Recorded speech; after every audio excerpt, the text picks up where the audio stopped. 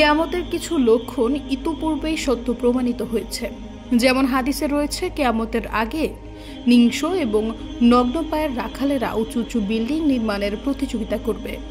এখন আমরা দেখতে পাচ্ছি আরবরা উঁচু উঁচু ভবন নির্মাণের চেষ্টা করছে। অন্য এক হাদিসে বলা হয়েছে, কিয়ামতের পূর্বে দাসী তার মনিবকে জন্ম দেবে। এখন আমরা দেখতে পাচ্ছি উন্নত বিশ্বের অনেক দেশে সারোগেসি খুবই সাধারণ বিষয় হয়ে দাঁড়িয়েছে, যেখানে ধনী লোকেরা তাদের সন্তানদের জন্ম দেওয়ার জন্য একজন মহিলাকে ভাড়া করে।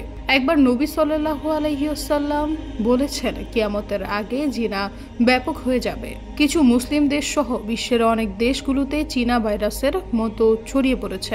আস্তাগফিরুল্লাহ। আমাদের অবশ্যই এই ভাইরাস থেকে নিজেদের রক্ষা করতে হবে। আল্লাহ আমাদের এই পাপ থেকে রক্ষা করুন এবং আমাদের ক্ষমা করুন। অন্য আরেক হাদিসে নবী সাল্লাল্লাহু আলাইহি সাল্লাম বলেছেন, কিয়ামতের পূর্বে সময়ের বরকত চলে যাবে, সময় অনেক দ্রুত অতিক্রান্ত করবে। কিয়ামতের পূর্বে শেষ রমজানের মাঝেও এক নিদর্শন রয়েছে।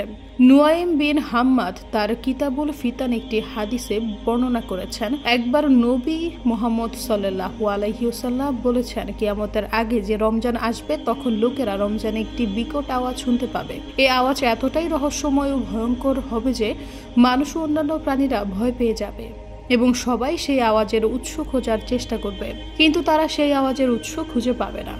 সেই রমজানের পর থেকে মানুষ তাদের ঘরের মধ্যে 1 বছরের খাবার জমা করা শুরু করবে, কারণ সেই আওয়াজের পর জমিনে ফসল হবে না এবং মানুষ অনাহারে থাকবে।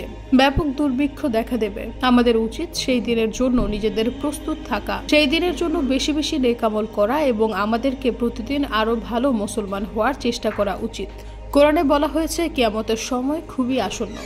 বলা হয়েছে, তিনি ছাড়া আর কোনো মাবুদ নেই, তিনি অবশ্যই কিয়ামতের দিন তোমাদের সবাইকে একত্রিত করবেন। এই ব্যাপারে কোনো সন্দেহ নেই। আর আল্লাহর চেয়ে অধিক সত্যবাদী আর কে? আল্লাহ আমাদের ক্ষমা করুন এবং বিচার দিনে আমাদের লজ্জাজনক কাজগুলো গোপন রাখুন। আজ এ পর্যন্তই। সবাই ভালো থাকবেন, সুস্থ থাকবেন। আল্লাহ হাফেজ।